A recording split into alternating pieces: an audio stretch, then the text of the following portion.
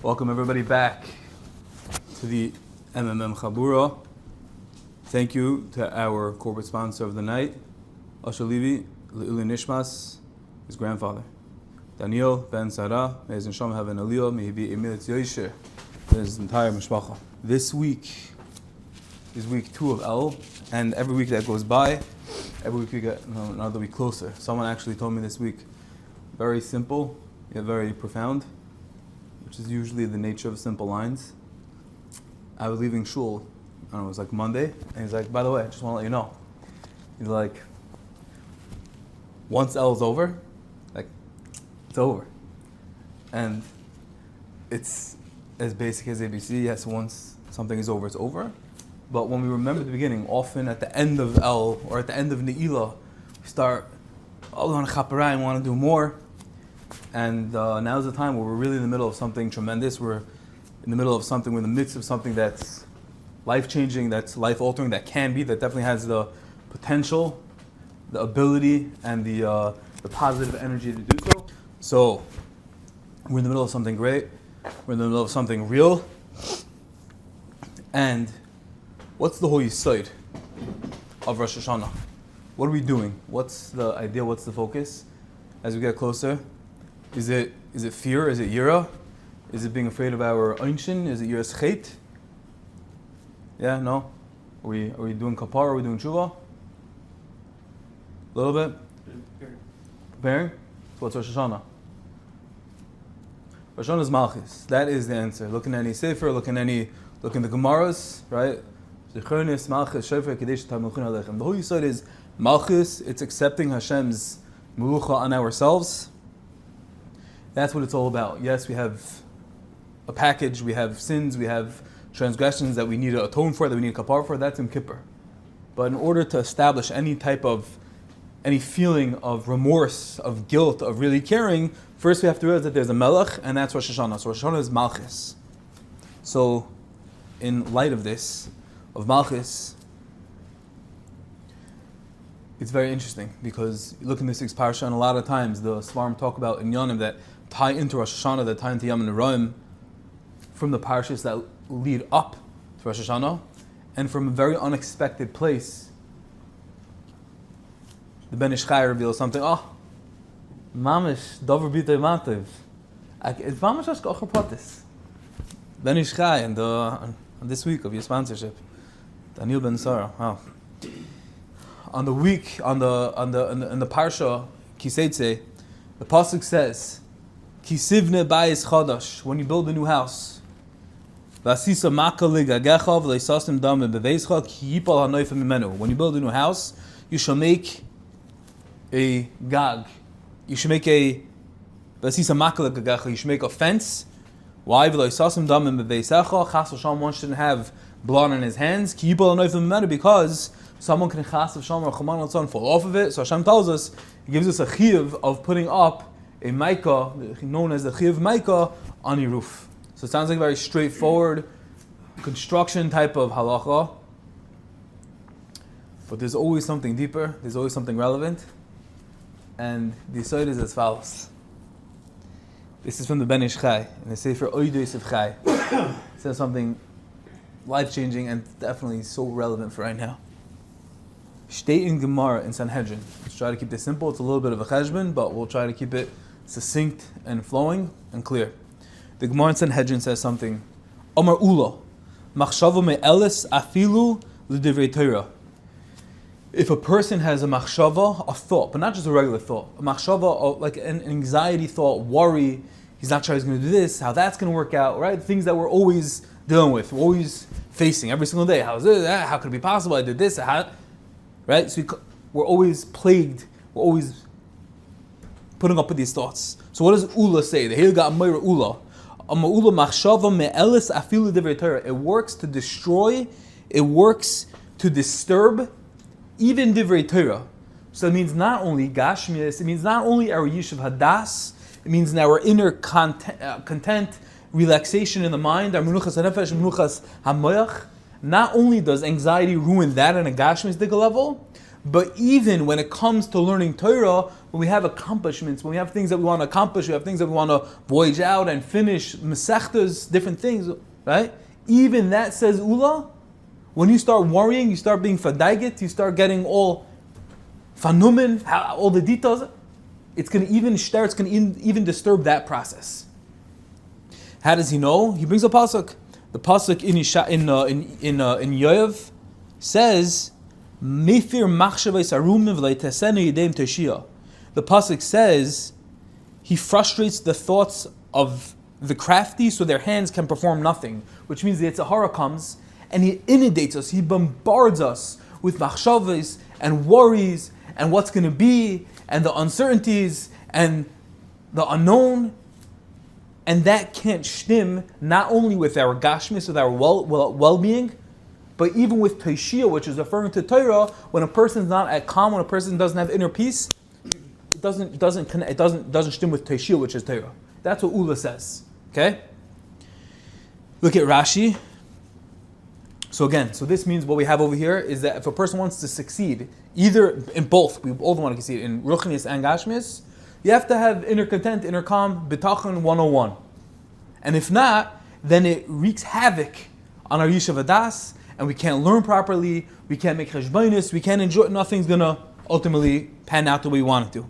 What does Rashi say? So Rashi brings down something monumental. Lishna Achrina, which is really what we just said. Machshava sha'adam mechashev kach v'kach. This Rashi talking about giving us mamash a Mussar sefer for a Masifta Bacher. A Bach wants to succeed, a young man, a man, a working, whatever we are, we want to succeed. Right? Adam mechashev kach v'kach ese kach v'kach taleb yadi. This is Rashi talking. I want to do this, I want to finish Yevamos this man, I want to finish learning Hilchas Nida, I want to finish Mikvais, I want to finish learning Chumash Rashi. Right? Kach v'kach taleb yadi. If a person's going to have machshavas, he's going to start letting himself become bombarded and shtalzu to the tactics of the Yetzer Hara, it's going to work to destroy any plan. And she'ei machshavta miskayemes, says Rashi, your machshav, your thoughts are not going to come to fruition, afilu lidvar Torah, even for Torah. So you think you're being so ernst, you're being so noble, you're being so idealistic, you want to finish a Masechta. We're starting, I think, Hayris started today, MDY started today, and the Hayris, 13 days. Geshmak, let me jump in, let me get the MDY Gemara, let me, born to whoever it is, I'm born to all the Gevadim, and have this plan, and it's 13 days, and you start thinking about it, how's it going to work, and today, and tomorrow, the next day, and when it's Shabbos, and that's Mamash, says Rashi, that even Lidvar Torah, Kigoyna Omer Ad Yoim Pleni Asayim, this is Rashi in Shas, that I'm going to finish in 13 days Hayris. It's perfect. Works out. But you start thinking, and you start having cheshbonis, and you start getting worried, it's not going to work. Asayim kach v'kach mesechta. Begir, so Rashi says, Mamash, I want to finish a mesechta, but then I start thinking, how's it going to work out? What's my strategy be? And what if my chavrusa doesn't come? What if I'm tired, and then I go late, and my shachas, and my kid, and schlepping, carpool, right? That's Yetzer Hara. And that's where he takes you down. That's his entry point, and that's where he is able to make anyone collapse. Anyone feel like that? Anyone? Right? This is Mamash life, and that's what Rashi's saying. So this feeling, letting the Yetzer Hara creep in and take us down, destroys us both, not only in Gashmis but even in Ruchnias. Yeah, fine. So we established that. Let me ask you a question. What's the pshat? Why is that? Hashem is in control of everything, and Hashem made the Yetzer Hara. So why is it that if we let the Yetzer Hara creep in, like, okay, it's natural. Like, we want to strategize, we want to make things work out, we want to succeed. If we're in a business venture, we're going into a deal, we're trying to finish a Masechta, shouldn't we strategize? Shouldn't we think about it? Shouldn't we try to forecast all of the difficulties and the challenges that are going to come? So, what's the answer? Says the Mari Yecheskel. There's a Pirush. There's a little bit of a built-up, a little bit of a put this together. HaKadosh Baruch Hu einim mezamel la'adam es tzrachav b'derech shechashav ha'adam shkiya elav. Hashem doesn't give success. Hashem doesn't fork out on a golden platter success in the way you want it. Hashem wants us to rely on Him. If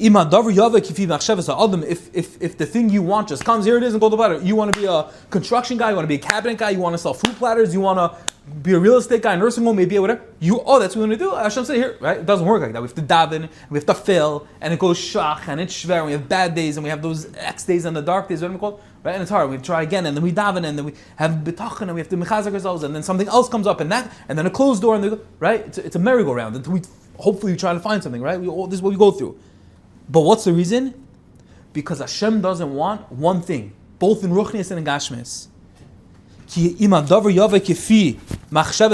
it goes according to the way we strategize, we want it to, a person is going to come to say, the famous words, it's my koich, it's my strength, it's my investment, it's all my strategizing, right? All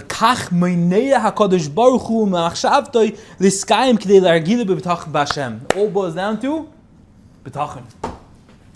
And says the Mari Cheskel that even for ruchnius, Hashem wants us to exercise and to test ourselves how strong we're willing to go. That even in ruchnius, when I say, 13 days I'm going to finish Haris, 13 days I'm going to do this, I'm going to finish Chumash Rashi this year with all my charts and my strategies, Hashem says, Yom, take it day by day, buddy. Take it one day at a time. Climb the mountain. Every day is hard. And don't worry, was vet zayin. Don't worry, it's going to be. Take it day by day. So even in ruchnius, where we're trying to do the right thing, sometimes Hashem gives us resistance, Hashem gives us pushback. Why? So we don't see it. Even in ruchnius, it's koich v'etzim. Everything is v'siyata d'shmaya. Clear? So what do we see from here? What's the side of here? And just to add on one more thing, and then we're going to get to the point. We're just building up a binyan over here. There's a Gemara in Brachas. The Gemara in Brachas, Daf, Lamed Beis Amud Beis, says, Hanichnas le'iyin tefillah, it's also very negea for Rosh Hashanah, Yom Kippur, Soif boli de kav lev. That a person who is ma'ayin in tefillah, which means he examines and he gets down to the nitty-gritties of davening. You ever heard of such halacha? You're not allowed to do that. The Shulchan Aruch paskins, you're not allowed to be ma'ayin b'tefillah. You can't analyze, you can't micro-analyze and ask too much and get too pratistic in your tefillahs. Why? Because if you do so, you're going to have a very tall order for Kadosh Baruch Hu. Hashem is not going to deliver everything. Hashem's not a gumball machine. Hashem's not one of those crane things you put into one of his centers, you get the bunny from the machine. That's not how it works. There's a relationship, and Hashem wants us, so we need to ask and beseech and implore and shtaltzu and bitachon and get hit down and then get back up. It's a binyan v'stira. This is the grind of life, and therefore it says the Gemara in Brachas that, and Rashi and Taisus explain that if we come to Hashem with too much, if we come with iyan tefillah and every last thing on our bucket list, right? That's usher to do because we're going to walk away not satisfied, and that's ultimately going, instead of tefillah being a conduit and being and bringing on more kvei shemaim and more connectivity to Kadosh Baruch Hu, it's going to end up biting us because we're not going to be happy. We're going to walk away feeling depleted, and we put in so much. And look, Hashem, I deposited my whole entire list, and you gave me back 2 things out of 100. So the Gemara says you can't do that. Why? Again, the same idea over here, which is when it gets too nitty gritty, too granular, we end up hurting. We end up showing Hashem that we don't really believe in you, that you don't have the full picture. That's what we're down to. That's what we're putting out. We're establishing that when there's too much asking, when there's too much strategizing, you're showing Hashem, I can't take it day by day. Everything has to be mapped out and perfect. And Hashem says, I'm going to give you resistance. Hashem says, like we see in the Gemara from Ula, that machshava, that thinking about too much, even in the Divrei Torah, is going to end up hurting you. And we see that in B'tefillah, we see that trying too much and examining our tefillah, we come to Rosh Hashanah and we start asking Hashem for health and achas and parnasa, and that Monday should go, and Tuesdays and my business. Hashem, and refuah and parnasa and zivug and children and nachas and my kids should do good on his test and the day, it could be endless. Don't do that because you're going to end up stepping kavyochal on Hashem's toes, and Hashem's not going to be able to deliver day by day. This is called dimyan. When we conjure up, when we have too much expectations, this is dimyan. When we imagine the utopian world, whether it's for a ruchnis or a gashmis, this is called dimyan. This is called making a utopian world where we think we belong, where we should be. We have the plan, everything's mapped out, and Hashem does not like that. Hashem doesn't like that. Zok the Ben Ish Chai, taking all this, plugging it back into the parsha. Look at the words of the pasuk. Ki sivne bayis chadash. What's the bayis? Not just a regular house. Not just a revamp. Not just purchasing a new house, you have to put up a mica. You have to worry that someone's chas v'shalom going to die. Ki sivne bayis chadash. When you have a new idea, when a new idea comes to your head, your bias, the Kabbalah, the Sifra Kabbalah, calls your head, your moyach is the bias. It's the top of the house, right? It's the top. We're a binyan, right? Adam is a binyan. The bias is the brain, is the head. And kisivne bias chodesh, when your head starts to think of a bias, building a new venture, whether it's in ruchnius or whether it's in gashmius, you have this new idea, a bias chodesh. Vasisa maka ligagecha.